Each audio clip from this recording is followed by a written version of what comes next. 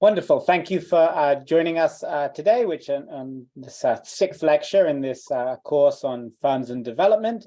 Just a reminder that all the other lectures are posted on the course website, which we'll drop a link to in the chat, and Rocco's slides, if they're not already there, will also be posted.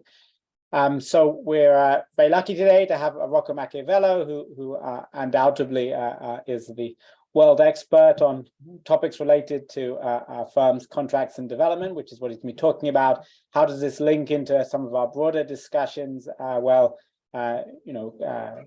Contracts are obviously vital in firms securing inputs required to produce.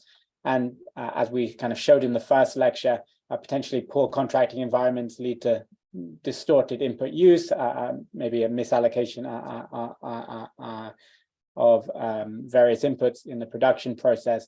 And so this fits very much along with the labor and capital lectures yesterday in kind of trying to dive into those various distortions that Pete talked about. So Rocco, I'll leave it to you to take away, and we're thrilled to have you. Okay, well, first of all, thank you so much, David and Dave, for the invitation and the introduction. And then also good morning, good afternoon, and for some people also good evening, everyone. So yes, I'm going to talk about some very selected topics and maybe try to highlight some open area in relationship to firms, contracts, and development. Yeah. So the plan is that I'll start with some very brief general remarks on contracting problems. Okay, at the very high level, and then how those have been looked at in the development economics literature, again in a very selected way. And then I'm gonna kind of move on and talk specifically about relationship between firms. I'll motivate why I think that's a good angle to take to sort of think about some of the themes that have already emerged in the previous lectures.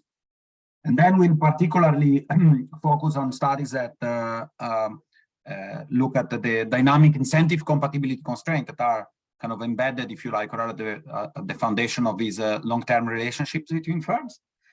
Then if I have time, I'll talk a little bit about relationship and market structure, and then I hope to have some time to highlight some open areas and future work. I think this is, generally speaking, an area that is at the same time very vast, but also still where there's still room for a lot of work and a lot of exciting work. So, broadly speaking, there are many different types of contractual imperfections. So the economic theory on contracting problem is enormous. We can say that maybe started originating and really taking off in the 70s and 80s, and then later, actually, also the empirical literature on contract has sort of exploded in development, but also in other fields. So if you can think of asymmetric information like moral hazard under selection, you can think of cases in which actually there's no problem with asymmetric information. There's observability, but non-verifiability. So it's a core that cannot observe and therefore enforce the contract. So for instance, all the incomplete contracts framework is built around that. There's also modeling approaches that take more explicit into account transaction costs, for instance, costly state verification model, okay?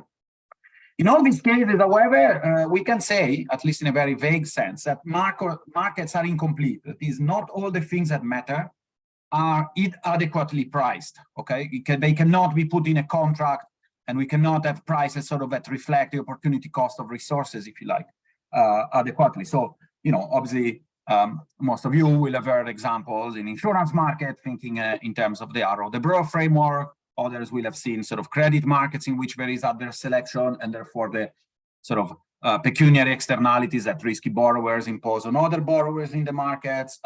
If you've studied development, there's a long tradition of study agrarian institution and kind of trying to understand why sharecropping is so prevalent in agriculture in many parts of the world. Okay.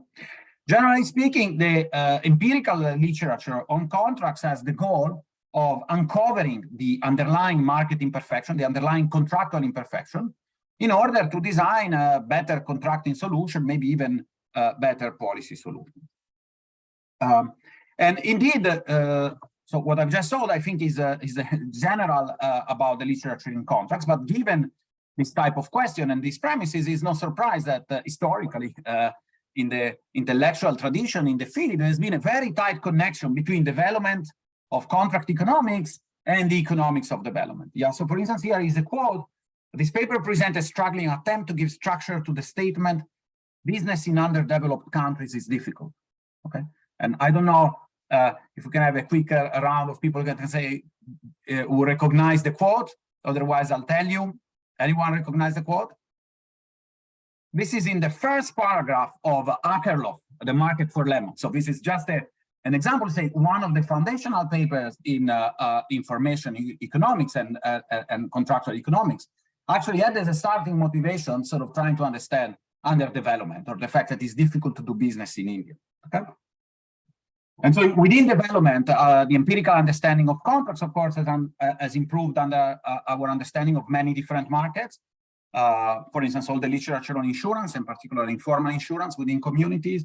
We can think about the literature on credit markets, the very nice paper by Karel and Zeman on, kind of designing an experiment to untangle adverse selection and moral hazard in the consumer credit market comes to mind.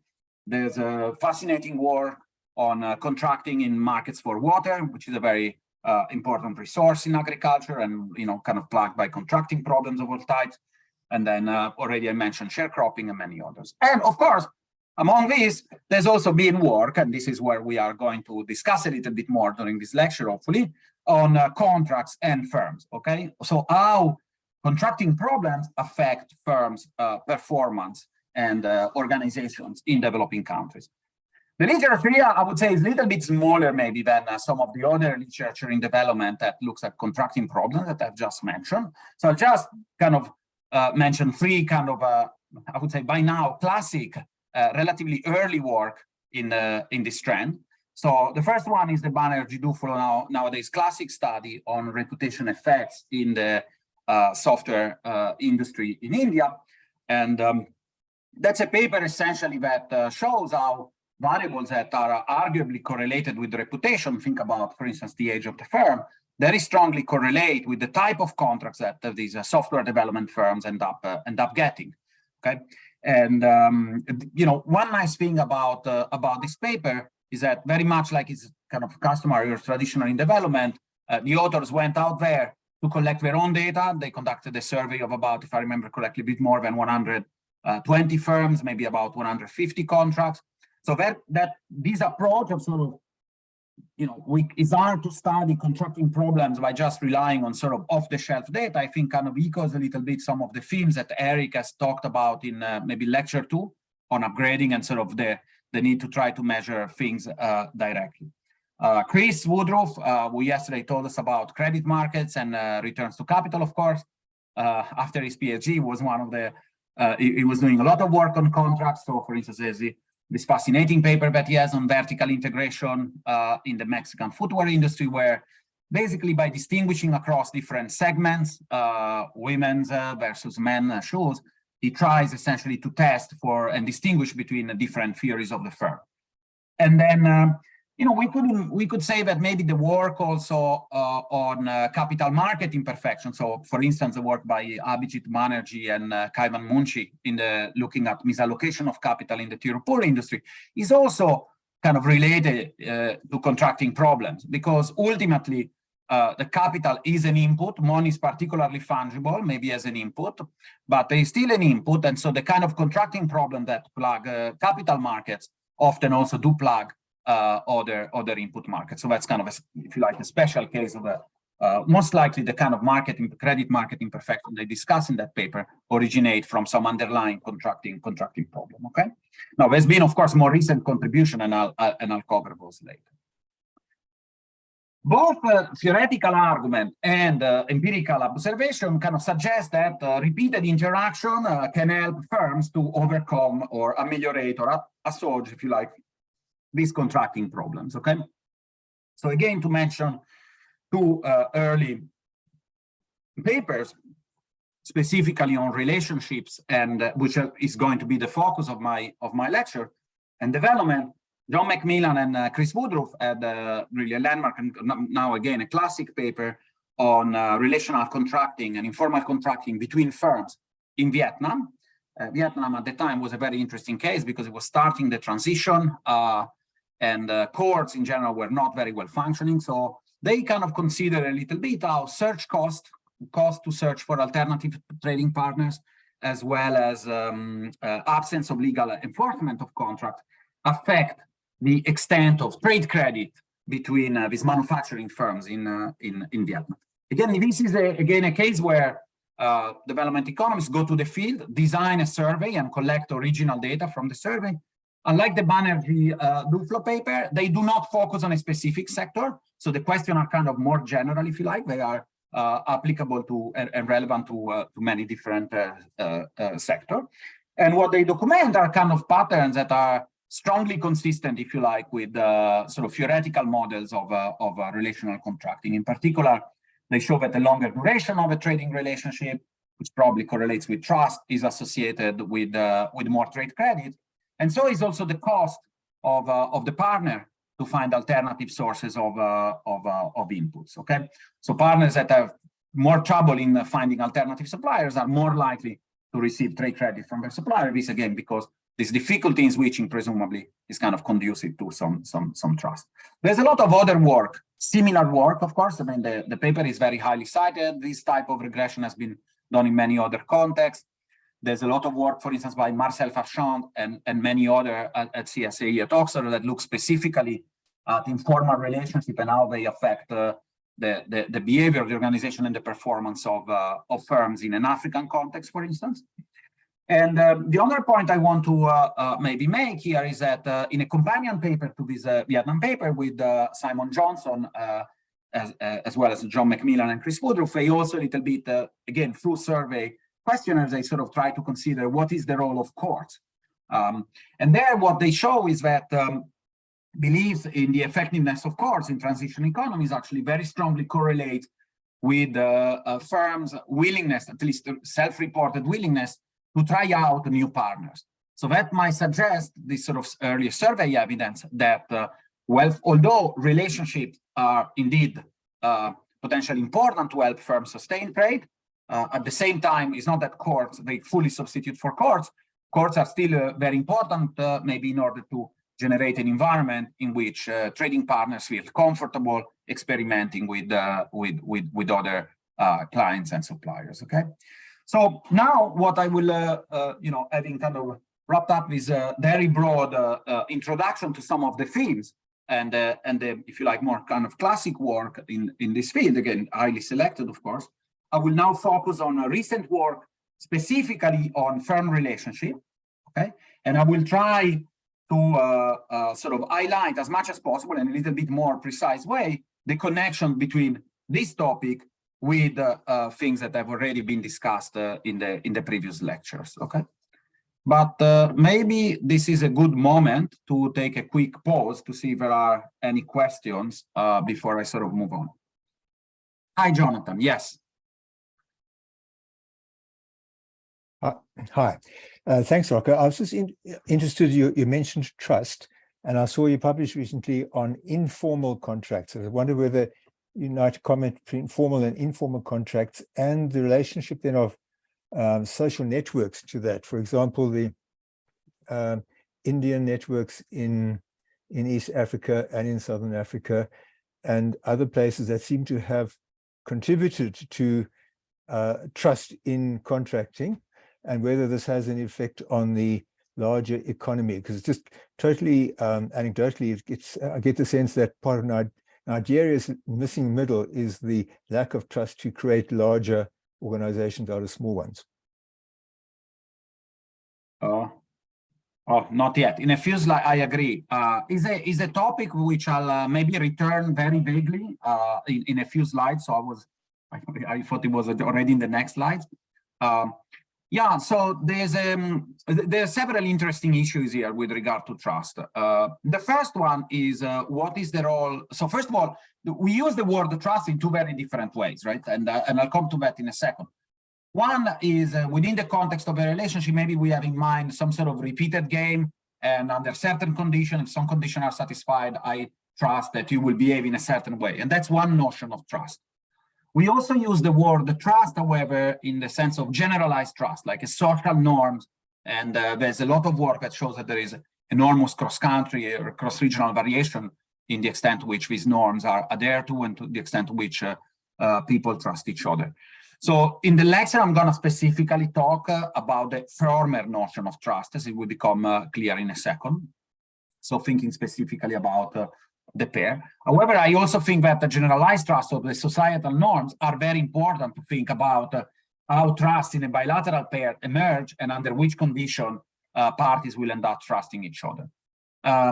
There's a lot of descriptive work, but I don't think that there is, at least I'm not aware of a lot of work that establishes a connection between the variation in norms of trust and actual contractual outcomes in terms of either the form or the structure of relationship. Two papers come to mind. One is a paper by a former student of mine, Arthur Bluin. He has a paper in the EJ where he shows that sort of the colonial history in the context of Rwanda and Burundi that is strongly correlated with trusting attitudes today seems to affect also the shape and the form of interaction or contracts between parties. And then more recently, you see Gaden and co-authors, they use BAT, so business-to-business data in Bangladesh, in India, I think, where they also have information on the caste to which the firms belong to kind of check whether these community networks that presumably can harness a little bit more trust than if we were just in an anonymous market, whether that kind of correlates with the prevalence of and shape of firms-to-firm transactions. But I agree that more work would be needed, and I think this is maybe point 1 or 2 in my concluding slides on open areas for future work. Partly because it could be that in a partial equilibrium sense, having a relatively close community that fosters ties between members is very good, and it allows firms to overcome contracting problems. I'm thinking here, for instance, about the work of Taiwan Munshi in the diamond industry. But at the same time, from a macro perspective, right, this kind of tight community might generate distortion, might prevent better matches and so forth. And I think that we don't have very good evidence on sort of how that trade-off is resolved. So just a very long answer to say this is a fascinating topic. I won't be square and center here, but yeah, which I think is very important. All right, so unless there are other questions, I'll move on and kind of start zooming in a little bit on relationships between firms.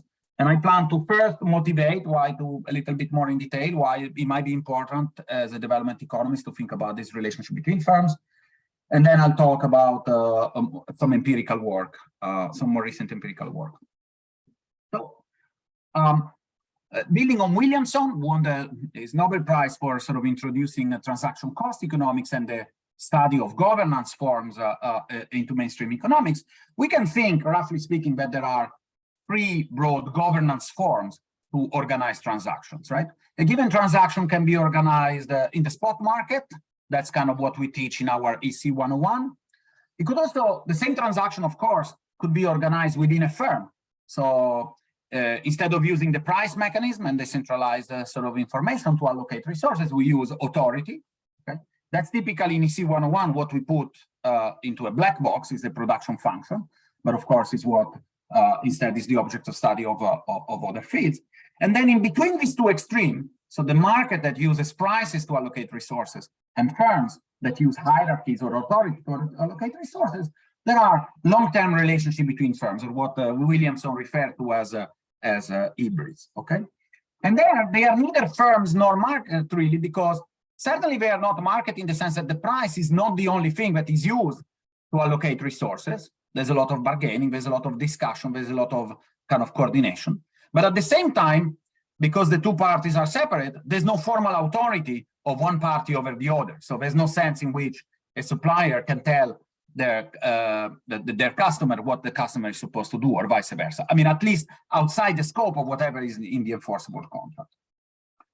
So how prevalent are long-term relationships? I think asking this question matters, because it matters whether, whether in a way we use a description of the economies that are some vaguely accurate in terms of what's the relative importance of this governance form. And if you look at the US economy, this graph is not based on data, it's an illustration. But if you look at the US economy, so the market economy par excellence, you know that about 40% or 30 to 40% of income, essentially, of value added, actually is done by the government. So that's already something that is not done by markets. Within the part that is done by the private sector, if you look at the value added data in the census, it looks like about 50% of the value added takes place kind of within firms, okay? So that's also another well-known fact by industrial economy. So about half of the activities at least half of the activity of the private sector in the market economy par excellence doesn't take place in markets. What about the remaining between firms? Okay, how much of that is actually markets and how much is relationship? We don't know, because typically census data do not contain information on the identity of the trading partner, so they don't allow us to really understand whether this is a market or whether the transaction is organized in some other ways. However, we can look at customs data, and customs data in the US tell us that about 80% of all US imports occur in pre-existing relationships, okay? So it looks like if you look at another place, customs, so transaction that cross borders of goods that come into the US, the vast majority of the transactions that do not occur within firms, about 30% even there occur within firms, actually do not seem to occur in spot markets. Okay? They seem to occur in some between people that trade repeatedly. This fact has been confirmed in many other customs data sets, but you could kind of argue that international transaction, longer distance, higher asymmetric information, costlier enforcement. Of course, if we use relationships to mitigate this problem, looking at customs doesn't really give us an accurate description of how prevalent relationships are. It turns out that in recent years, researchers have gained access to typically firms-to-firms transaction level data. This will almost always comes from VAT type of records with various degree of detail. So those, for instance, in developing countries, they are available for, as far as I know, at least Chile, Costa Rica, Ecuador, many other countries. And so one could imagine using kind of this data set to sort of create some systematic facts about how prevalent are repeated transactions between, in this case, relatively larger firms, at least, since these are VAT data that comply with the tax regime. I haven't done that exercise. It has been on my mind for a long time to shoot an email to people that have access to this data to ask them to compute a few basic statistics. However, another way to go about this is to look at specific industry where we have good data. And there, I just want to mention a couple of contexts where I have the data, so I can sort of compute these numbers. And one is the context of anchovies trades in Peru. Okay, so imagine boats that go out at sea, they catch fish, then they bring it back to processing plant to produce fish meal. This is actually an industry that has been studied in other papers with different focus. And then the other industry I can look a little bit at those numbers is in Costa Rica, where again the regulator typically was a regulated industry where we can access good data. There, because the regulator essentially looks after the coffee sector in a way that generates a lot of data, we can also look at what's the relative prevalence of these governance forms in that context. And in both contexts, the vast majority of fish or coffee is intermediated either within vertical integrated chains, so processor that owns fishing boats, or coffee exporter that own coffee mills, or between pairs that have very long-term relationship. I take like at least 3 years in the data as a very kind of conservative bound. Okay? And what is interesting is that if you think about fish, or if you think about coffee, you might think that these are relatively simple good, and in fact, kind of homogeneous, maybe good, or not very highly differentiated. Now, for coffee, we could distinguish, maybe there's an argument for fish as well, but certainly less than many more specialized and customized inputs that we can think for more sophisticated production processes. And so what transaction cost theory would suggest is that those should be places where, if anything, vertical integration and relationship should be relatively less prevalent. Okay, so it might be, in fact, that these detailed studies give us lower bound of the prevalence of relationship. In other words, I would say that the bottom line is that it seems to be that EC 101 market. Oops, sorry, this is a call from the iPad. Sorry about it. It seems that can you see my slides? No. No. But you can now, right? Let's see very Yes. soon. Yes. So it seems that sort of the EC 101 market, essentially, the decentralized the spot market, really is the exception. It's not the typical way in which goods are intermediated. And okay, so I think that this is true, not just in developing countries, but also in rich, in high-income countries. There's a student from MIT this year on the market, Han Nguyen, with a wonderful paper on long-term relationship in the US tracking industry. And I think she argues that about 80% of the industry is actually, the tracking loads is actually shipped through long-term relationship.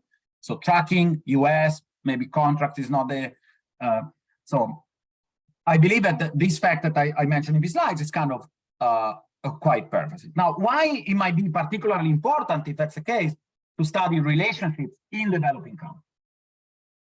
Well, David and Dave and I think Pete have sort of argued, or one takeaway at least of what I've heard during their lecture is that markets maybe don't function very well.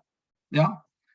Then we have had, I think, Eric and Jing and to a certain extent also David and Chris, at least in the part in which they focus on smaller firms, also arguing that firms in developing countries are unproductive, they are not very well managed, they struggle to grow, so they struggle to integrate if that's what they need to do. Okay, so firms also do not function very well. So if we go back to the three possibilities essentially to organize transaction, markets, relationship, and firms, it looks like the two alternatives don't work very well. They seem to be constrained. It's not easy to grow large vertical integrated firms. There are relatively few of those. And then of course, also the market seems to be plagued by all sorts of imperfections, okay? And so that at least is the sense in which qualitatively studying relationship might be particularly important in developing countries. Now, of course, this statement should be caveated in many different ways. One way, for lack of time, in which I think is important to caveat this, is that essentially so far, I've made an argument based on the demand for relationship, right? Broadly speaking, we have said, well, developing countries has a weaker institutional environment, therefore even simple transaction, maybe even simple transaction in agricultural markets, a simple trade credit loan, the transaction of milk, or maybe the transaction of fish, even those simple transactions, they cannot rely on formal contract enforcement. So that increases the demand for relationships. But what about the supply? Because it could be that the same factors that make a country underdeveloped also reduce the supply of relationships. Yeah. So for instance, it could be that generalized trust is very low in developing countries, and therefore it's harder to try out or even establish or well-functioning relationship. Courts might not be functioning very well, and that again might restrict sort of the supply of relationship at the same time that it increases the demand for long-term relationships. And then another aspect that I won't be able to emphasize a lot is that the choice of governance forms, of course, interact in equilibrium. So Rachel Crampton has a very nice theoretical paper in the AR in '96, where she kind of tries to model the relationship between long-term relationship, so forms of exchange that are supported by bilateral trust, and the emergence of spot markets. If one advantage of spot market is the liquidity, so the fact that I easily find a match when I need in the spot market, if many trading partners are engaged in trading in bilateral relationships, that will generate all else equal a very fin market in which it's difficult to find partners. But then, from the point of view of a firm that is choosing whether to trade in the market or try to establish a relationship, that configuration, the fact that many others are already active in relationship, will make the market particularly less attractive. And so there's maybe a strategic complementarity in the choice of governance forms across firms. And so we shouldn't really be studying, which is what I'm going to do in a second, these organizational forms choices in isolation. Yeah. There can also be argument for why the organizational forms are actually strategic substitute. The general point I want to highlight is that in a moment we're going to study, we're going to review studies that study relationships specifically and kind of study relationships somewhat in isolation. But in fact, we should also be thinking about how the choice of organizational forms interact. Okay. So this is probably another good moment to, I hope I have motivated why I'm going to focus on relationship between firms in the reminder of this lecture. And now maybe is again a good time to take a break and see whether there are questions.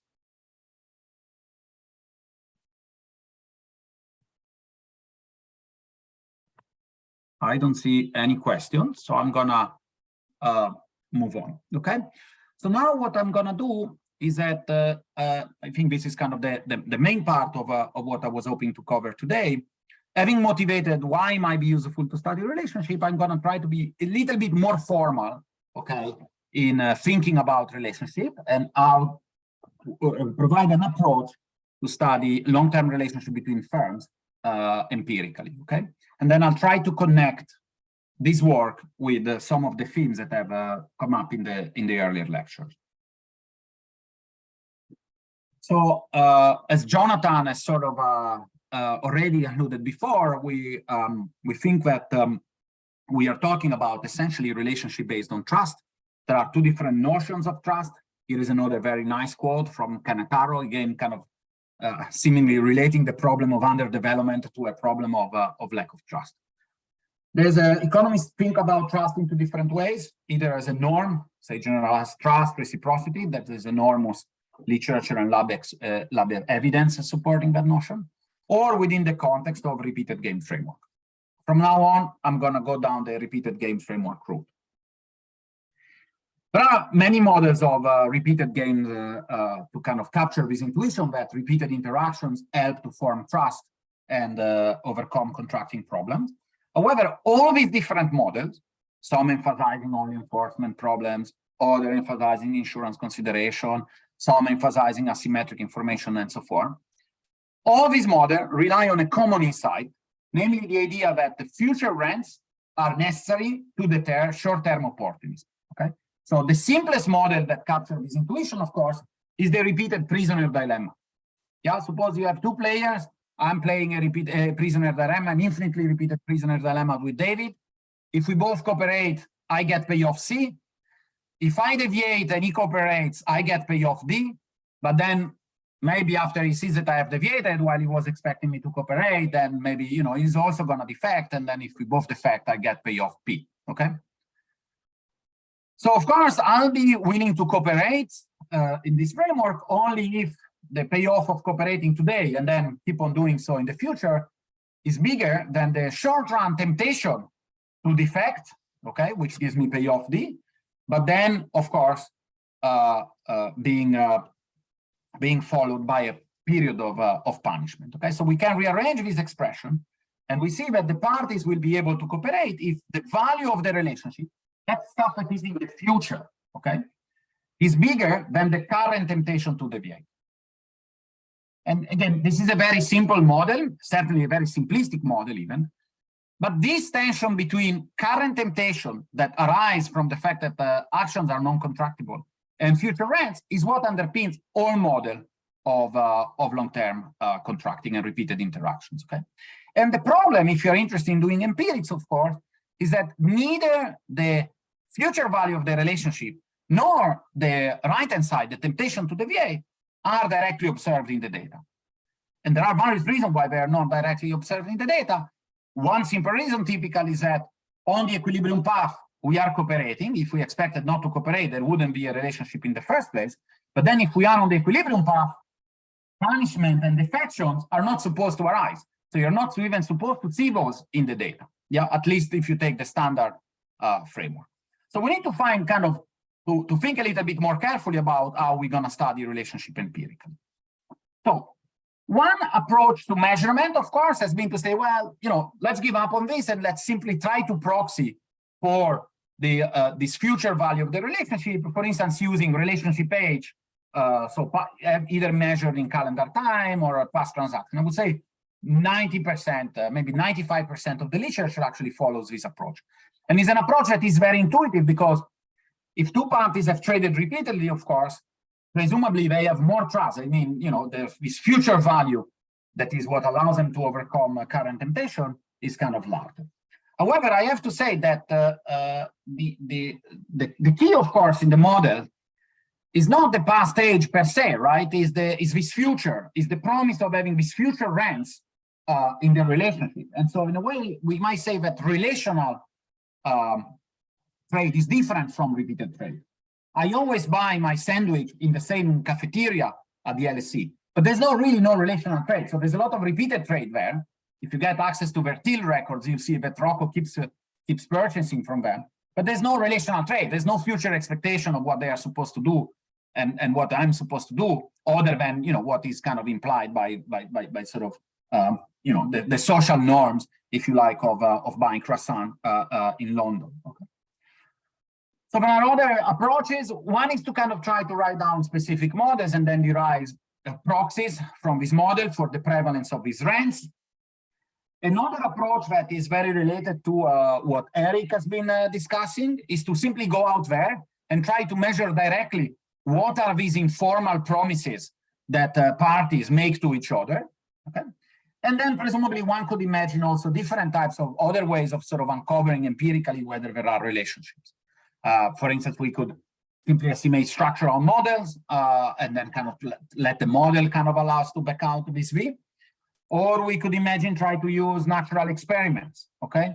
For instance, shocks to future trades, shock to anticipation of future trade, if a relationship is in place, should kind of lead to an immediate change in behavior.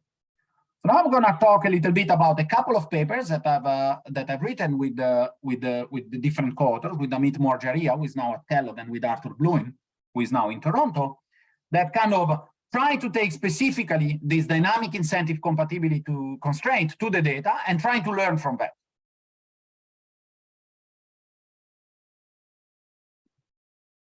So the first paper is a paper in which Amit and myself study the Kenya flower export sector. Okay, turns out that Kenya exports a lot of roses. It would be fascinating to understand exactly why the industry developed there and so forth, but I'm not going to talk about that. But this is a market that is particularly convenient to study relationship, and it is so for for different reasons. First of all, well, we were able to get access to kind of buyer-seller data, relatively well detailed, I would say, at least back in the days. So with transaction-level records. But the second thing that makes this market interesting is that two governance forms kind of coexist. You either export roses through long-term relationship with buyers, so you have a wholesaler or an importer of roses in the UK, and you're just shipping these roses 2 or 3 times a week from Nairobi by plane to the wholesalers in the UK, or you sell your roses on the Dutch auctions, which are essentially the spot market par excellence. It's a platform in the Netherlands where all contracts are enforced, and then everybody kind of participates in the market and then bids for the roses. So the Dutch auctions are actually really kind of our EC 101 market, okay? And those two firms coexist, presumably because they kind of entail different transaction costs. The nice idea is that the presence of the spot markets, and therefore the reference price in the Dutch auctions, gives us a potential handle on these temptations to deviate, which are typically not observed, as I mentioned before. And then the second thing, we're going to also rely on a shock to kind of distinguish between different models of transactions, of relationship. There is a couple of facts. So the left figure looks at over the week in the season, the flower season, so to speak, starts in August, September, okay? So these are the prices, the weekly prices for roses at the Dutch auction for 3 different seasons. And as you can see, there's seasonality. That's not surprising because flowers are perishable, so you can't store them. And but the seasonality is very predictable. So relative to the average price in the market, around Valentine's Day, which happens here, or around Mother's Day, which happens around this time, depending on calendars and country, prices in the markets are always higher, but kind of predictably so, okay? In contrast, and this is just the raw data, prices in relationship tend to be very, very stable over the course of the season. If David and I have a relationship, we'll kind of agree a price, and then we'll maybe renegotiate it next year if we want to keep working together. We don't use a lot of index prices in this industry. And as we'll see in a second, or maybe not, but in the paper we argue we have an explanation for why that's the case. And of course the idea is that an index price will maybe by tracking the spot market price, when it goes up, it reduces the temptation to deviate for the seller, but it maybe increases the temptation to deviate for the buyer. So one implication of this relational contracting model is that the incentive compatibility constraints of the two parties can be aggregated under certain circumstances. And therefore, if that's the case, using index prices actually doesn't help in alleviating enforcement constraint. So from the perspective of a seller, the seller could be cheating in many different ways. But one way in which the seller could cheat in this market is by selling the promised amount of flowers in the relationship QC, which is supposed to receive a price PC, on the spot market at price PW. And of course, this temptation will be particularly strong at the Valentine's Day, when the price in the market is very high. In fact, we have the paper kind of develops a little bit of a test to check whether this constraint is binding or not. The idea is that small price fluctuation at the times of Valentine's Day, that is when this incentive constraint should be binding, if it's binding at all, to basically imply a reduction in the volume traded in a relationship with an elasticity equal to -1, which is exactly what we see in the data. So, but the point here is that all of a sudden, we have observable proxies for temptations to deviate in the data. Yeah, the price in the market is observed, and the price in the relationship and the volumes in the relationship are directly observed. And so now we have a measure, at least a lower bound, and in fact a tight bound if the incentive constraint is binding, for the value of the relationship for the seller. We can then compute this value of the relationship. This is a summary, if you like. It's a dollar value that is directly observed in the data. And what we find, just descriptively, comes out of the raw data, are a couple of interesting facts. Well, the first one is that these values are very large, okay? So if you, for instance, for the typical seller, I believe this is about 300%, if I remember correctly, of the yearly revenue in the relationship. So if you think that you make a 10% margins on your relationship, I guess I'm getting it wrong, 300% of the weekly volume in the relationship, right? So it would be 6% of the yearly revenue in the relationship. But if you make a profit margin of 10%, that would be 60% of the profits that you gain from that relationship. That's the value of the relationship is equal to 60% of the profits that you make in a given year from a relationship. That's a very large number. And the fact that the number is large suggests, right, what does it say? Well, it says that presumably that number is large because temptations to deviate are very large. So it means that there are a lot of trading opportunities that are probably valuable in this market, but that they don't take place because parties don't have enough relational capital to overcome the associated temptations to deviate. Yeah. So the fact that relationships are valuable is an indication that contracting problems are very severe. The second thing that we realize is that if you just plot the distribution of this relationship value across groups of firms, you see that in a given year, but the patterns is of course holds across years, and if you put this stuff in regressions, you see that new relationships have, generally speaking, are less valuable than established relationships. That, of course, could be due to selection, and it is indeed the case that relationships that don't survive look to be less valuable according to this measure than relationships that survive.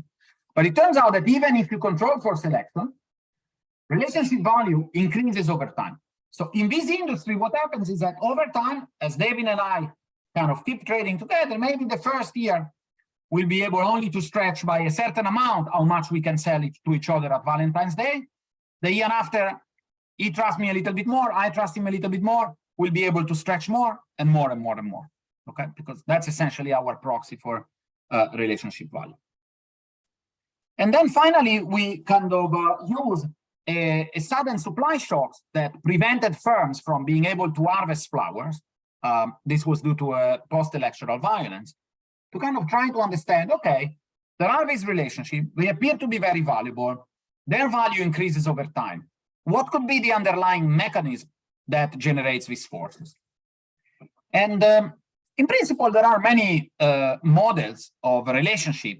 So many models of relationship actually predict that the relationship value is stationary, okay? So the simplest model, like the repeated prisoner dilemma that I mentioned before, or models of relational contracting with certain assumption, essentially transfer and risk neutrality, actually would predict that the relationship value should kind of be stationary over time. We consider different models that could potentially imply an increasing value of relationship over time. And one such model is a model in which parties learn about each other over time. Maybe the buyer is learning about the seller's reliability. So think of reliability as a type over time. So the seller keeps sending flowers, has never been a problem. So over time, I become more optimistic about the seller reliability. So over time, I'm willing to place larger and larger order or to rely more and more on the suppliers at Valentine's Day. One way to test whether that's the case is that one implication of reputational incentive, of course, is that reputational incentives are very strong when parties know each other a little bit, but not too much. Yeah, because if you have already traded for a very long time with the seller, at that point, you're presumably quite confident about their type, okay? So at that point is uncertainty over the seller type in these theory models that kind of create reputational incentives. And so a prediction of a model based on reputation is that when there's a shortages of flowers and you need to prioritize among your different buyers, who to prioritize, you need to choose which buyers to prioritize.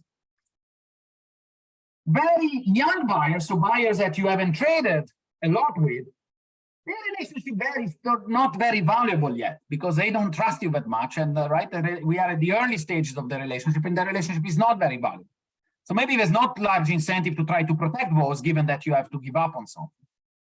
Buyers, conversely, that have traded with you for many years, in fact, they've had maybe 1,000 transactions because every year they have like 200 transactions of flower.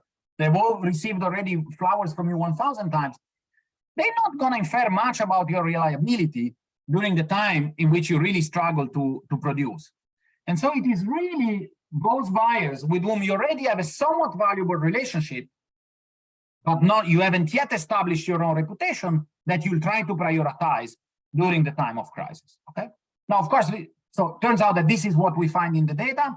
So namely that there is this inverted U-shaped relationship between the experience in the relationship, how much we have traded in the past, and whether the buyer gets prioritized at the time in which the sellers need to make these choices because of an exogenous supply shock.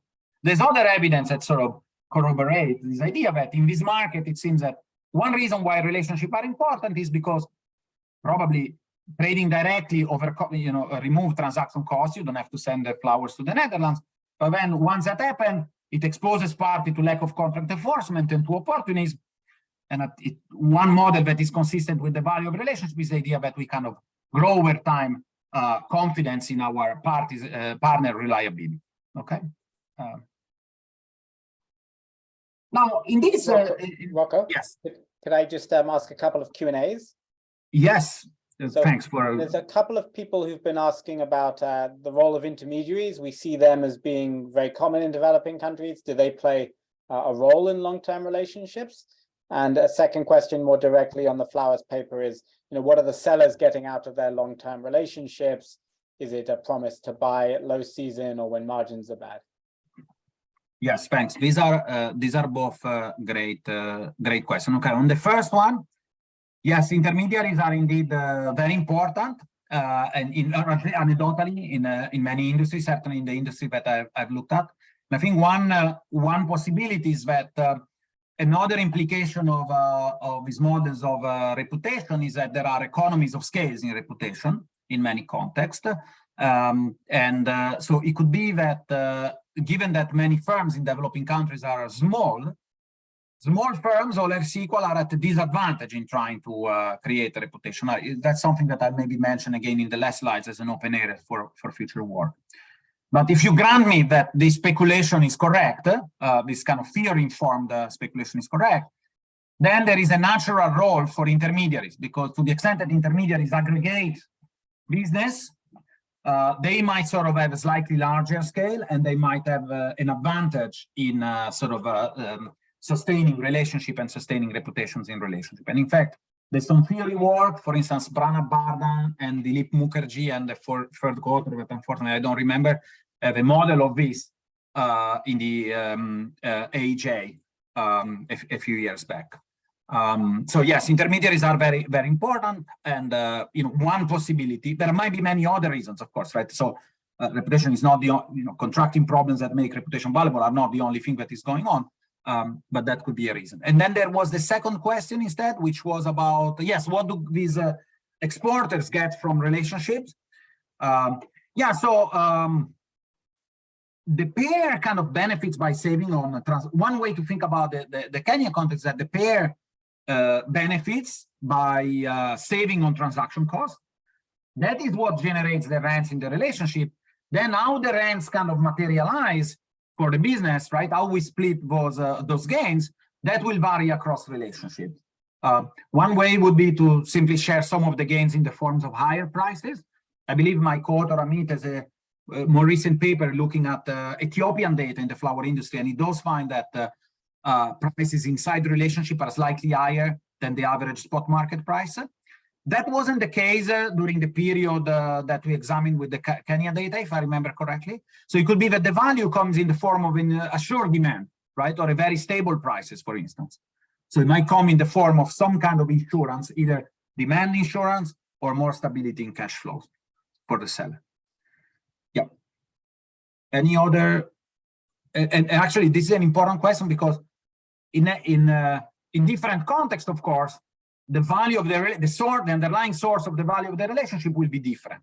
But for instance, in the flower paper, right, if insurance against shock was the main source of value to be in a relationship for the seller, we shouldn't see this relationship. We should see probably a downward sloping relationship between reliability and experience, because an insurance model will say, well, when the relationship is more valuable, that's where you're going to get more insurance. Yeah. So in a way, the value of the test here is to distinguish the reputation, the acquisition of a reputation for reliability. Now you have people that trust you and that wouldn't otherwise unless they work with you, from instead another possible source of value in this relationship, which could be insurance, which doesn't seem to be the primary force in this context. I need to keep an eye on how am I doing on time. With Arthur Bruin, we have another paper that exploit a similar intuition. So the idea of using shock to reference prices to ask a couple of different questions relative to the flower paper. In most theoretical models, cheating actually does not happen along the equilibrium path. There is no cheating in the flower paper. Maybe there's a lot of cheating in the industry, but we were not equipped to study whether cheating happens. However, it's important to know whether cheating happens in practice. First of all, it's important to know whether our models are accurate, given that the majority of models implies that cheating does not occur in equilibrium. But second, and more importantly, if cheating is a problem, really what theory tells you is that you can't just detect cheating and infer what's the cost of this contracting problem from the observed amount of cheating, because parties will presumably anticipate the possibility of cheating and they will take precautionary actions. And so the big cost of cheating comes probably in the form of these precautionary actions that are taken to mitigate the exposure to cheating. But of course, it's difficult to study cheating empirically for a couple of reasons.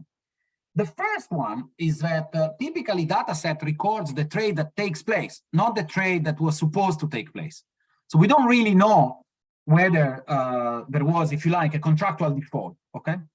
And then second, even if we did observe contractual defaults, we wouldn't know whether the default occurs for force majeure reasons as opposed to instead opportunistic behavior by one of the two parties. So with Arthur, we study the coffee market, the international coffee markets. We have access to nice data on international forward contracts in the international coffee markets. These are essentially the contracts for which very large firms, I'll come back to this point below. So at least for developing countries, we are talking about large firms. In our sample, the average firms has revenues of $1 million per year. Okay, so these are not the micro firms that we have been talking maybe about most of the time yesterday or earlier.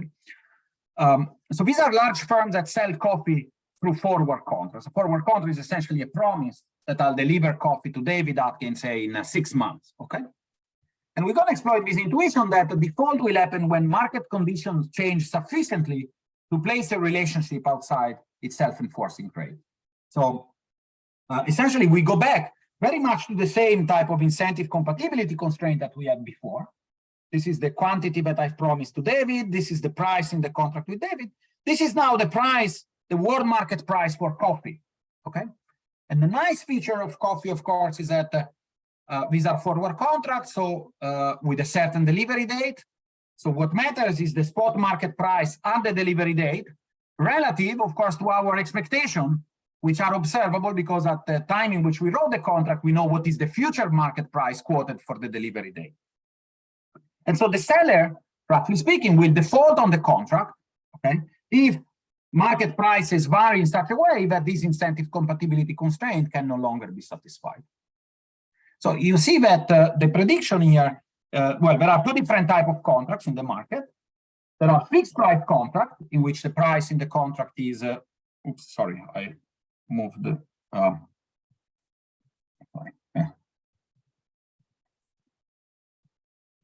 there are fixed price contracts in which the price in the contract is fixed at the time of contracting. And then there are so-called price indexed or contracts on differentials, in which David and I agree that at the time of delivery, he will pay me a price that is equal to the world price plus a fixed differential. You immediately see a trade-off, right? The fixed price contract is good because it gives a lot of stability. I know how much I'm gonna get paid. I'm not exposed to this world market price fluctuation, which is something that firms in developing countries can't really insure against.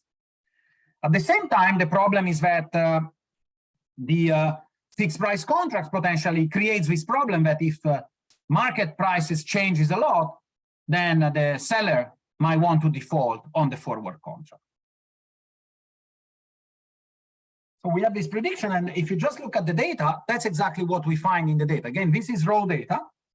So what we plot is the percentage of default, the likelihood of a contractual default, okay, against these price surprises, which is the ratio between the spot market price at delivery divided by the future markets for the delivery date quoted at the contracting date. So a ratio well above 1 means that relative to what we were expecting, the spot market price will be at the time in which I'm supposed to deliver the coffee, the spot market price is increased a lot. And as you can see, there are few contracts that have this very large increase in market prices. So these were contracts that were signed at times in which there was coffee market world prices kind of increased a lot. Those are the contracts in which defaults are concentrated. And this, by the way, only happens, as the theory predicts, if the contract is a fixed price contract as opposed to a differential price contract. Of course, this is the raw data. We need to put this into regressions and so forth. It looks like we have a couple of different exercises. Our estimate suggests that probably about 50% of the observed defaults in these markets are strategic in nature, okay? So cheating is a real possibility. It looks like sellers can't really be fully trusted. And so one prediction of one implication of this is that if you think about which kind of contracts will firm end up receiving, very much like in the spirit of what Banerjee and Duflo did in the software industry, if you have a lot of relationship value with your buyer, right? Your buyer trusts a lot that even if there's a big change in the price, you're not gonna default, then you're gonna be given a fixed price contract. If instead the relationship value is small, the buyer say, look, I can't trust you, Rocco, so I better give you a differential price contract. Okay? So that's an implication of the theory. We can test this implication in the data, and we find support for it.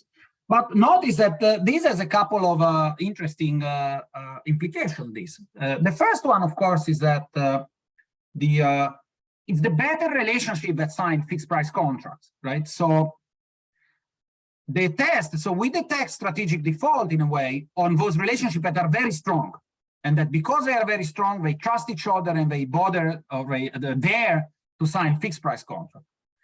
But contractual default, of course, the big cost of contractual default is not the few contracts that gets defaulted, is the fact that many firms potentially remain exposed to price risk because they don't even get the fixed price contract to begin with.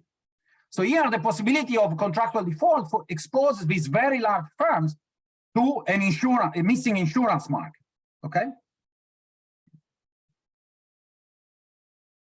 So I now want to spend maybe 5 minutes to relate a little bit what we have learned from these two studies to what we discussed what was discussed by Dave and David and Pete particularly, and to a certain extent to Chris. So in both models, so both papers kind of really brings out the importance of thinking about this relationship value V. Yeah. And it seems that in both contexts, this V matters. We can quantify it, is large, and it drives both the contract that people sign, that firms sign, and the way they respond to shock. If you think about the flower paper, one implication of the flower paper is that the amount of flowers that the firm sells is constrained by this V, yeah, by the V that the firm has with the buyer.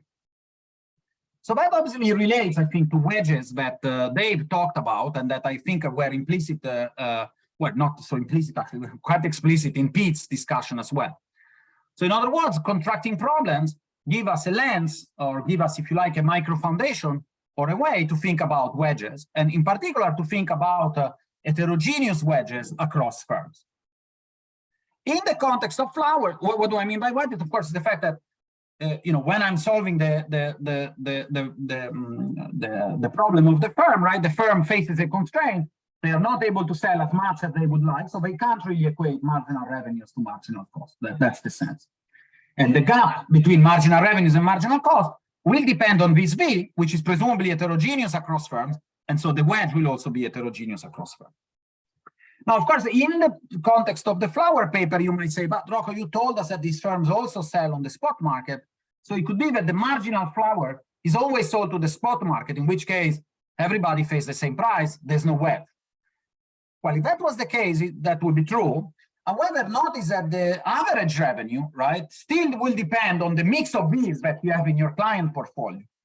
And so at the very minimum, it would be the case that the connection between the average product revenue and the marginal product revenue will be different. That connection essentially will be different across firms, okay? The two will no longer be the same, differentially so across firms. As I mentioned, so this just to emphasize the idea that this type of contracting problem, or studying this type of contracting problem and kind of trying to understand what is V and where it comes from, give us a handle to think about wedges potentially. Second, we mentioned that relationships appear to be very valuable. So that implies that many valuable trading opportunities do not take place, and that there are these very large, potentially large distortion on the demand side, even for these very large firms. Both the flower exporters and the coffee exporters are very large firms for developing country standards. And then finally, if you think about the flower paper, we identified this idea that reputation, intended as beliefs about the seller reliability, matter, is one of the sources of value in this relationship. If these beliefs matter, then prior beliefs matter. But then prior beliefs, by necessity, do not come from interactions that you have had with that particular partner, right? They must come from perception that you have about Kenyan exporters more generally. And so that also suggests that if reputation is important, the logical implication of that is that there should be informational externalities in the form of potentially collective reputation that also matter. And here there is a GABI with a couple of other co-authors, have a really, really nice paper on Restat on collective reputation in the China dairy sector. But I believe that a lot more work should be done to think a little bit about the policy implication, particularly in export markets, of this type of reputational models. The paper with Arthur, the one that detects cheating, kind of goes a little bit further in establishing connection with some of the lecture that we talked about before. And it does so because there is a model that is kind of calibrated, okay? And so it's a model that reveals that for these very large exporters, the possibility of defaulting on these contracts reduces, we estimate, their output by 10 to 15% on average, okay? But what is interesting is that what the paper highlights is that within the same industry, the type of market imperfection that the firm face is very heterogeneous. Yeah. So yesterday, Chris gave you a framework thinking about credit constraint and thinking about insurance constraint, both being reason why marginal product of capital remains above the interest rate. In this context, we have determined that for these very large firms, some firms have a lot of relational capital with their buyers. They are trusted a lot. There's essentially no problem there. They are unconstrained. They achieve first best. Firms that have medium relational capital, they are credit constrained. They get price insurance, yeah, but they might not be able to get all the funds necessary to exhaust essentially the trade with the buyer because the amount of trade is constrained by this relational value. And if firms are kind of new or they don't have a lot of relational value with their customers, then in that case, they face an insurance constraint, yeah? So even if you give them money, they would not want to get more of this money because they remain exposed to price risk. So we have kind of a context in which if we really go deep and try to understand the underlying contracting problem, we see that actually the market that is missing can be heterogeneous across firms and it's kind of endogenous, okay? So we shouldn't maybe think about missing markets in an exogenous sense. So, you know, the credit market doesn't work well because within firms, within industry, firms will face very different constraints. I also think that is a couple of things. I think it's remarkable that we find this evidence on firms that are so large, because most of the evidence for this type of distortion, I think, comes from smaller firms, at least the capital distortion that Chris talked about. Even if we think about the Banerjee Duflo paper in Restart, which is a fantastic paper testing for credit constraint, the firm there, the typical loan size is about $10,000. The typical loan size of this coffee exporter is like $400,000. So these are very large firms. The second thing is that, again, thinking carefully about what's the source of the market failure is policy implication.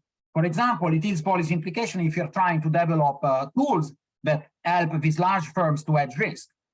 One implication here is that if the firm is borrowing money, actually the firm doesn't have a very large demand for hedging this price risk because essentially it's gambling with borrowed money, okay? And in the paper, we also, I don't have time to cover it in detail here, but we also kind of try to do a little bit of reduced form exercise to test for credit constraint using a regression discontinuity design because we know how much working capital loans these firms are given.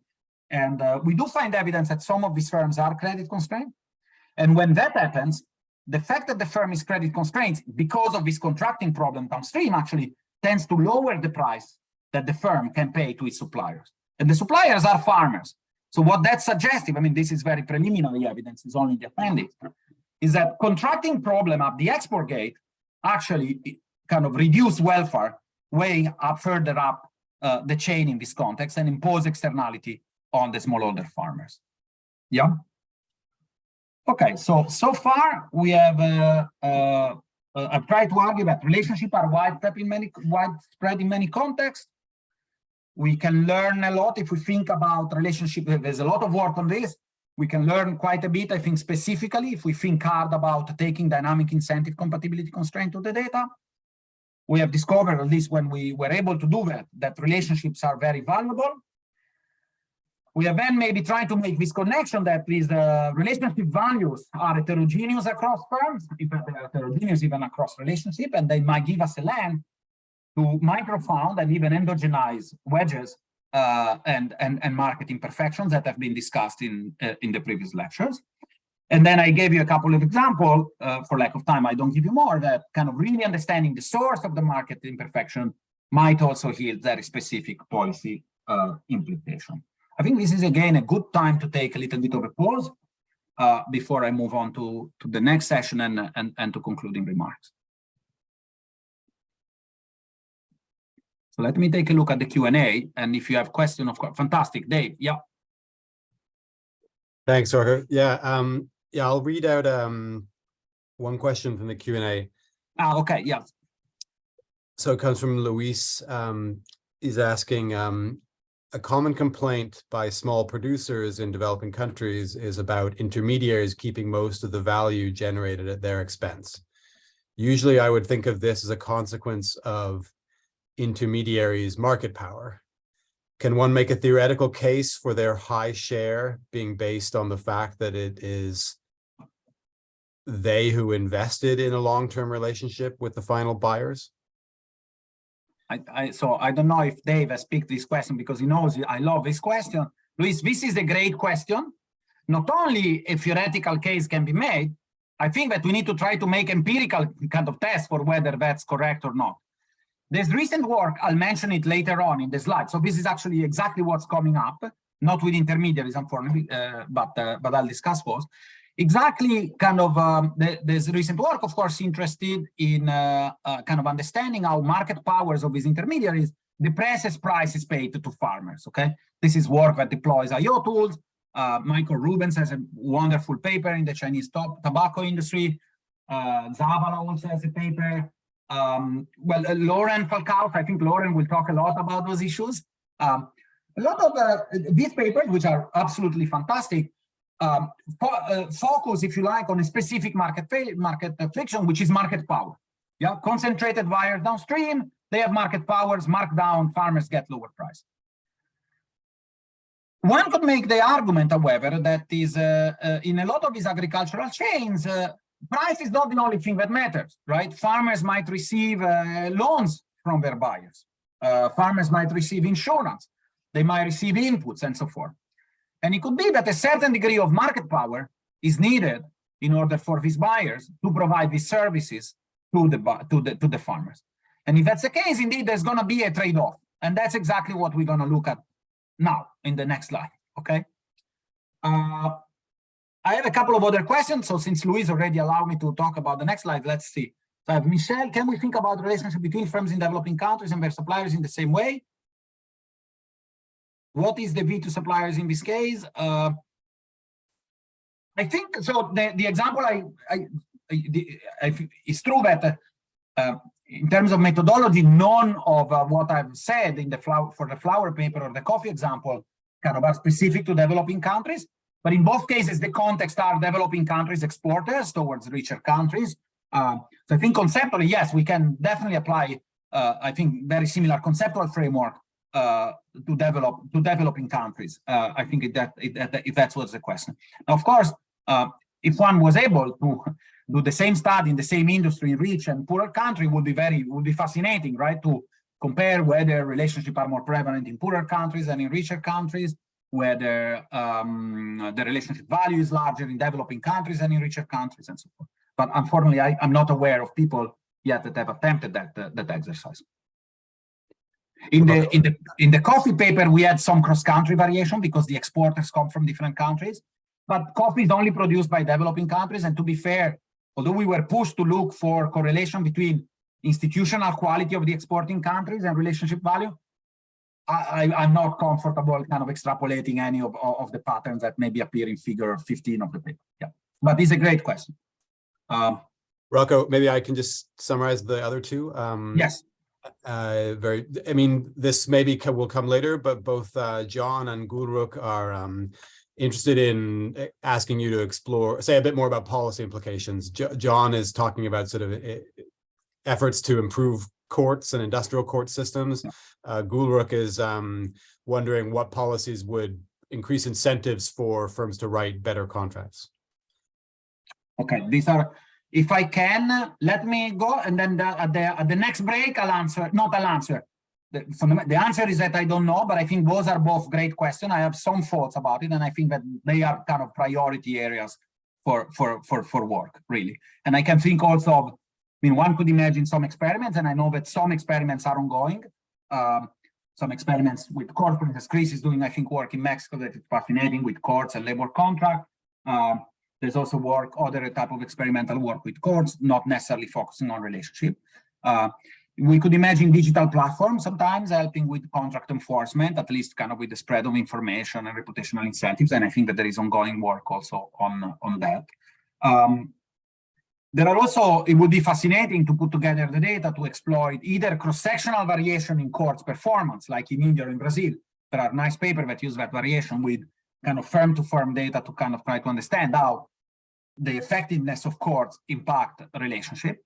I know China has enacted reforms in that sense, but I don't have the Chinese data. But if anyone has good Chinese data, that might be the right place kind of to try to tackle this question.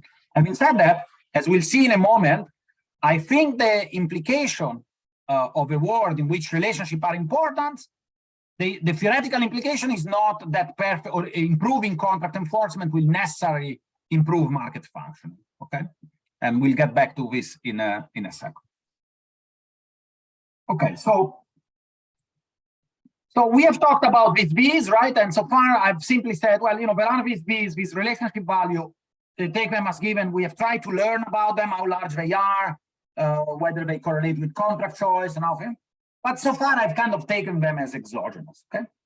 But a nice feature now of having the V is that we can start to think about whether, to what extent they are endogenous, okay? Now, if they were exogenous, we can write down models, stick them in our model as wedges, right? As part, like almost as iceberg cost or like similar. And then, we can quantify our model taking into account these wedges. And, it would be useful to know how large they are and so forth, but we can treat them as parameters. But of course, they are not parameters, right? Because they is the net present value of the relationship. So they really depend on many things. And among the many things, they depend on market structure, okay? So that's why now I want to think a little bit about market structure and relationships. So markets in developing countries are often portrayed as dysfunctional, okay? And so there is this perception that increased competition could be able to improve firm performance and management, and there is abundant evidence that that's actually the case. So I believe, please don't go out and say, oh, I was following this course, IGC and BREAD, and there was this crazy economist that say that competition is bad. I believe competition is good, okay? Having said that, if relationships are important and relationship relies on future rents, if competition reduces rents or increases temptation to deviate, in certain contexts, competition could be harmful, right? That's obviously the theoretical argument that has been made. It's a theoretical argument that echoes a little bit the argument that Luis was asking in his questions about intermediaries, yeah? So with Amit, we have done a paper where we have kind of tried to test this hypothesis, specifically in the context, in a context in which relational contracts are important, okay? So maybe if you are in a market in which relational contracts are not so important, we will expect the usual effects of competition to play out. So to do that, we needed to, so we basically ask in this paper the following question. We ask, does competition causes relationships to break down? And if so, what are the consequences of relationship breakdown for market functions and for participants? Yeah. And then ideally also, what are the mechanisms through which competition causes relationship to break down?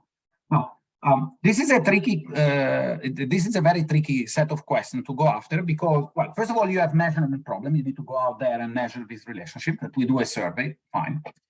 The other, of course, is that competition is an endogenous outcome, right? It's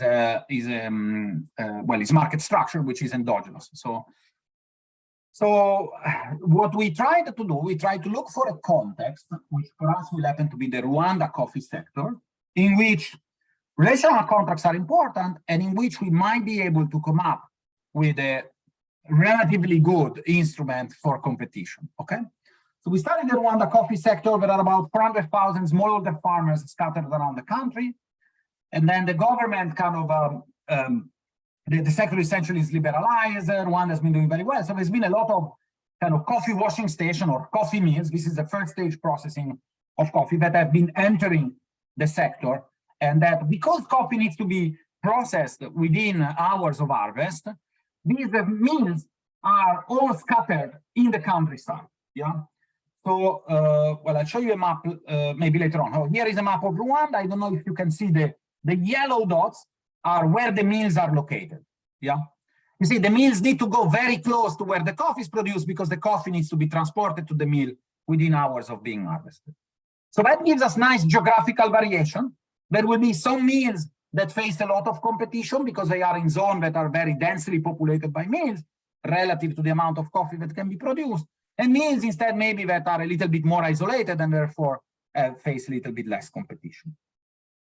So we do a survey of all the mills in the sector and of random samples of farmers around these mills, and to kind of try to measure directly the extent to which they rely on relational contracts. Okay, so which relational contracts here means that before harvest, the mill gives inputs to the farmers. At harvest, the farmer sells on credit to the mill, which is very important because these mills have very large working capital requirements, so they tend to be credit constrained.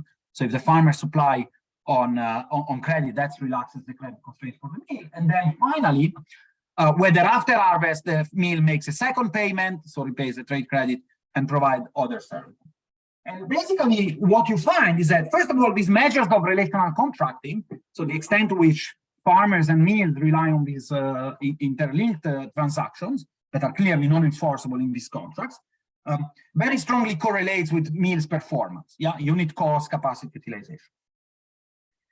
And then we kind of try to construct this instrument for competition, noticing that for mill I, conditional on the suitability for coffee cultivation in mill I catchment area, the suitability around the mill catchment area will drive placement of other competing mills, but potentially not performance of the mill itself, since the mill doesn't get coffee from the green area. So if the mill only gets coffee and therefore operates only based on the gray area, the green area, the suitability for mill placement in the green area will give us potentially an instrument for competition. Okay. Now there's a lot of things that go into this computation of the instrument, but let's say that we kind of do come up with an instrument that very strongly correlates with competition, and in a reduced form sense, very strongly correlates with the use of relational contracting.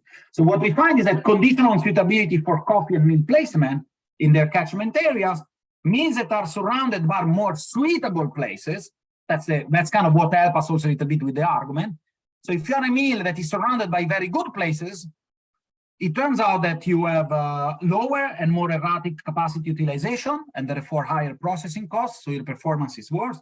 You also produce lower quality coffee. We tested the quality in the lab, a little bit like Eric was mentioning. The mill doesn't pay higher prices to farmers, so it's not that competition here translates into farmers receiving higher prices. In fact, we find that farmers sell less coffee to all mills to whom they have access. They process more coffee at home, which is very inefficient and is associated with much lower prices. Yeah. The reason why this is interesting is that it provides an example, an empirical example of a situation in which, because two market imperfections interact, right? There's a monopoly power that comes from the fact that these mills need to be located in the countryside, so that's what Luis was saying.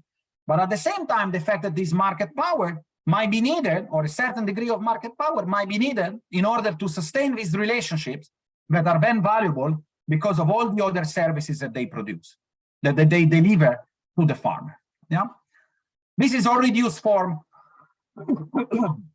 The paper that kind of tackles Luis' question in this context kind of needs to be written. So that will need to be a paper, right, that really takes seriously sort of market power and markdown, as well as potentially the services that this relationship facilitate. There are policy implications from the study. Unfortunately, actually, we did this project in partnership with the Coffee Board in Rwanda. They took the study and decided to try to implement, apparently not very successfully, zoning regulations. Yeah, because they say, oh, you know, if the problem is competition, then you should prevent farmers to switch across mills.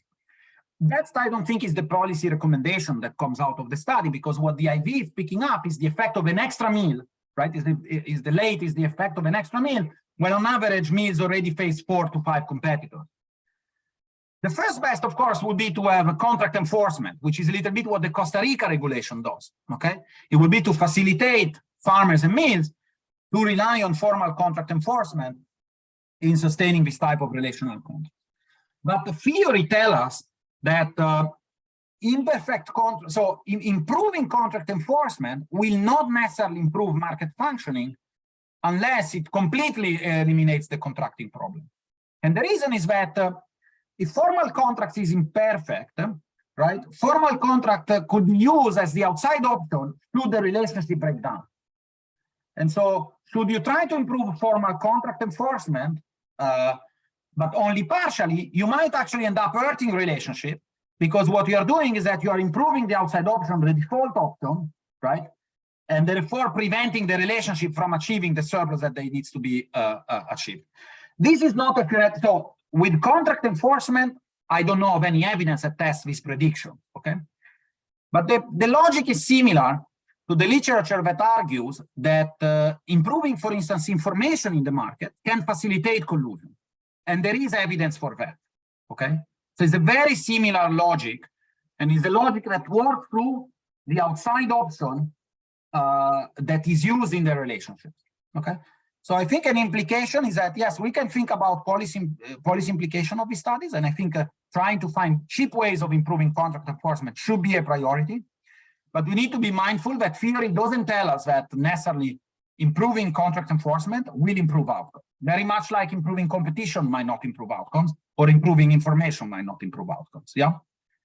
Because this really comes from the structure of the incentive compatibility constraint and the fact that the outside option as a countervailing force, improving things that improve the outside option, reduce rent, and makes it harder to sustain relationship, okay? So if relationships are still needed, then you might actually, the intervention might backfire. Okay, so I have to wrap up. There's I take 2 minutes to wrap up. The first thing I wanted to say, all the slides will be available, and of course, get in touch if you want to discuss any further points here. First of all, I wanted to talk about other works on market structure and relationship, which I think is important. Nicely, Lauren will talk about competition, I believe, in next week. And I will imagine that she will certainly talk about a paper, I hope, and possibly also about Ruben, Zavala, and maybe other work, okay? So please stay tuned. Contracting friction also matter for the transmission of the price transmission, okay? So shocks gets transmitted differently if there are these interlinkages. For instance, Dilip Mukherjee and co-author have a fascinating paper where the Bangladeshi government banned intermediaries in the soy lead chain, thinking that these intermediaries had a lot of market power and were capturing rents. Turns out that when you remove these intermediaries from the market, price transmission decreases and the market becomes less efficient. And the reason is because these intermediaries, yeah, sure, they have market power, but they are actually the one that provide the trade credit that is necessary for wholesalers and processors to import seeds. So this is a wonderful example of how kind of taking into account contracting problems really changes the way we think about standard questions that are very important in trade and that are in trade and in development to understand how market function. For instance, pass-through. I wanted to tell you more things, but I'll drop. So I also promised that I would say something about open areas. I have maybe 4 or 5 slides on open areas. First of all, structural models. I think that there is a lot of work to try to estimate structural model of contracting problem and relationship. There are wonderful examples in IO that are closely related and are mentioned on these slides. There are also some beautiful examples of recent paper, mostly from junior scholars in development, that are really, really very good. And I think if I had to pick one, it's not about relationship, but I think this paper by Nick Ryan, I put it as kind of even on the reading list because it's really a wonderful study of how taking into account contracting problem lead us to change our view on standard problems and in this case in particular on efficiency of procurement auction. Other areas that are open for work, I think we need more systematic facts. We need to integrate this agenda into macro and trade models to enrich them, if you like, to think a little bit more in a more nuanced way about wedges, if we think that these V's are important. I think that if V's are important, V creates a very natural source of non-convexity. We talked already about the fact that there are economies of scale in reputation, there are economies of scale in credibility. And so it could be that thinking about V's give us a handle to understand why small firms don't grow, why they cannot grow, and why even if you push a lot of intervention, not much is gonna happen potentially, if the problem is essentially create these future rents or the lack of these future rents, okay? I have some work that speaks to that, but a lot more should be done. And then this was like 2 or 3 lectures. I think we will touch on advanced topics, such as, well, what's the relationship between with the vertical integration and firm boundaries? We'll talk about sourcing system, where do relationships come from? So far, I've just talked as if these 2 firms end up having relationships, but relationships are managed and they come from somewhere. We should talk about relationships within firm, because there's not only a relationship between firms, there's a relationship between employers and their employees, and those are also maybe very important and will give us a different handle in understanding variation in management practices. And then, of course, collusion. So far, I've talked about relationships that happen to be beneficial for the parties involved in the relationship, but there's no reason why this relationship would be beneficial for the market as a whole. And of course, informal or implicit collusion is a case of colluding firms benefiting from their informal, in fact, even illegal relationship, but of course, the market as a whole potentially suffering from it. And then, as I mentioned, we need a lot more work kind of trying to evaluate policy, concrete policies, trying to ameliorate contracting problems. I think I'm gonna stop here. I'm happy to stay a little bit longer if people have questions, and otherwise, please do shoot me an email if you want to chat more.